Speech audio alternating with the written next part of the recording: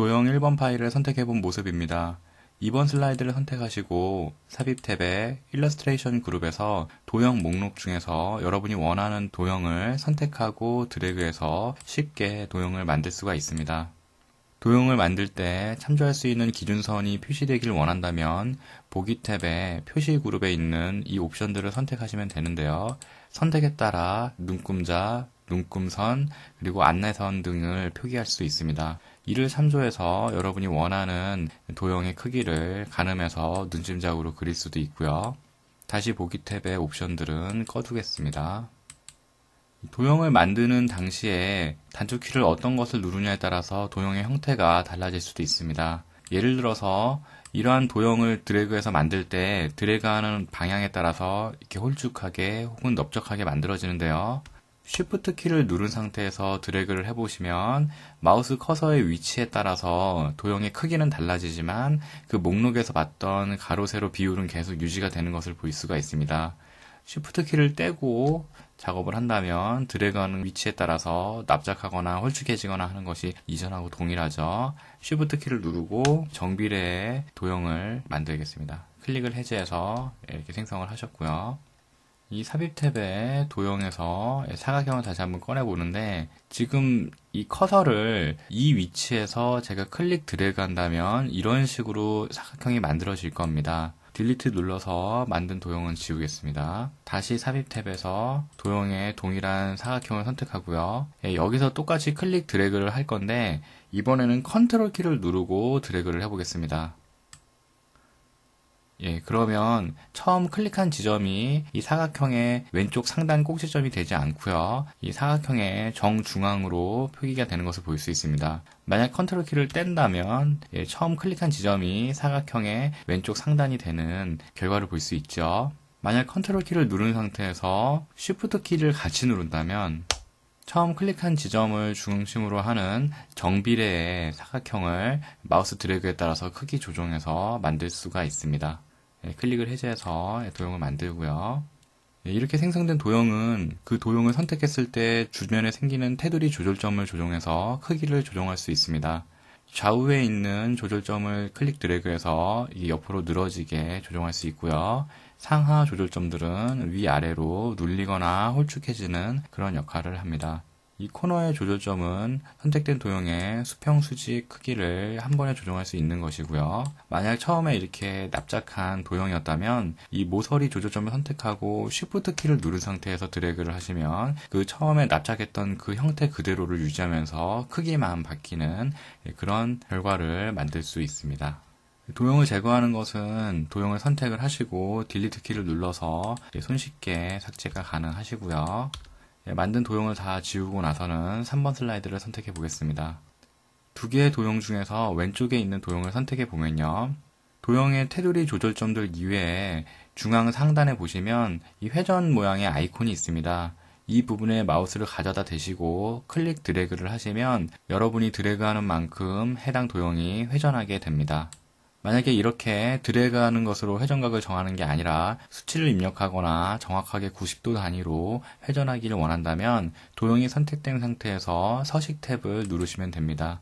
이곳에 정렬 그룹에 가보시면 회전 목록이 있고요. 이곳에서 오른쪽으로 90도, 왼쪽으로 90도, 상하 대칭, 좌우 대칭을 적용해서 결과를 볼 수 있습니다. 이 마지막에 있는 기타 회전 옵션을 클릭을 해보시면요. 이 도형 서식 상자가 나타나고요. 여기에 있는 회전 옵션을 조정을 해서 여러분이 원하는 각도만큼 회전시킬 수 있습니다. 이렇게 47도만큼 회전이 되도록 설정을 한번 해봤고요. X버튼 눌러서 닫겠습니다. 이렇게 선택된 도형을 복제하는 것은 키보드의 컨트롤 C를 누르고 컨트롤 V를 눌러서 붙여넣기를 할 수도 있고요. 아니면 간단하게는 도형이 선택된 상태에서 컨트롤 D를 누르면 한 번에 그 해당 도형이 복제가 됩니다. 또 다른 복제 방식으로는 컨트롤 키를 누른 상태에서 특정 도형을 선택 드래그하는 방식으로 도형을 복제할 수도 있습니다. 이렇게 세 가지 방식으로 도형을 복제하는 것에 대해서 알아봤고요. 4번 슬라이드를 선택해 보겠습니다.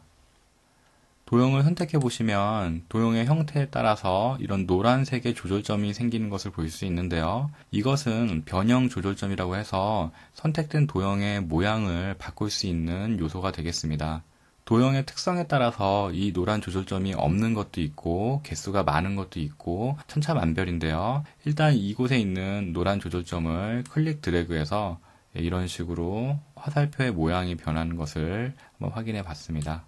아래쪽에 있는 노란 조절점을 또 드래그해서 이렇게 모양이 변하는 것을 볼 수 있죠. 가운데 있는 도형도 보시면 입가 중심에 노란색의 변형 조절점이 있는데요. 이 부분을 드래그해서 웃는 모습, 우는 모습 이렇게 표현을 할 수도 있습니다. 오른쪽에 있는 별 모양의 도형을 선택해 봤을 때 여기에 있는 변형 조절점이 있는데요. 클릭 드래그 하는 것으로써 별 모양을 자유자재로 변화시킬 수 있는 것을 확인할 수가 있습니다. 5번 슬라이드를 선택해 보겠습니다. 제가 미리 만들어둔 도형들 3가지가 보이고 있는데요. 이렇게 한번 만들어둔 도형은 다른 도형으로 변경할 수도 있습니다. 해당 도형이 선택된 상태에서 서식 탭에 도형 삽입 그룹에 가보시면 도형 편집 목록을 볼 수 있는데요. 이곳에서 도형 모양 변경을 선택해서 여러분이 선택한 다른 도형으로 변경할 수가 있습니다. 이 도형도 마찬가지로 도형 편집, 모양 변경해서 이런 도형으로 바꿔봤고요. 여기에 있는 구름 도형도 동일한 방법으로 다른 도형으로 변경해 보겠습니다. 마지막으로 6번 슬라이드를 선택해 보시면 이 도형을 선택했을 때 이렇게 변형 조절점으로 이 도형의 모양을 바꿀 수도 있지만 이 도형을 구성하고 있는 가장 최소 단위의 점을 편집을 해서 이 도형을 다른 형태로 바꿀 수도 있습니다. 이 서식 탭에 도형 삽입에서 보시면 도형 편집 목록에 점 편집이라는 것이 있는데요. 이것을 클릭하는 순간 도형의 최소 구성 단위의 편집점들이 생성이 됩니다. 이곳을 클릭해 보시면 이 선택된 편집점 좌우로 흰색의 조절 점들이 생기는데요. 이것을 클릭 드래그하는 방식으로 도형의 형태가 이렇게 변경이 되는 것을 확인할 수가 있습니다. 이 점 자체는 좌우 핸들만 조정할 수 있는 것이 아니라 그 점 자체를 클릭 드래그하는 것으로써 위치를 이렇게 바꿀 수도 있습니다.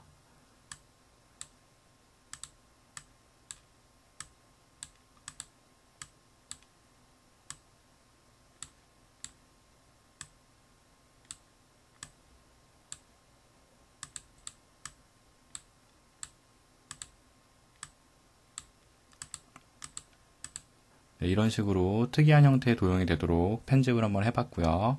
이런 점 편집 기능은 도형이 아주 특수하게 생긴 일부 도형을 제외한 대부분의 도형들에 다 적용할 수 있는 기능이고요. 그것을 활용해서 굉장히 다양한 형태의 도형을 만들어 나갈 수 있습니다. 네, 이렇게 도형을 만들고 활용하는 기본적인 사항들에 대해서 알아봤습니다.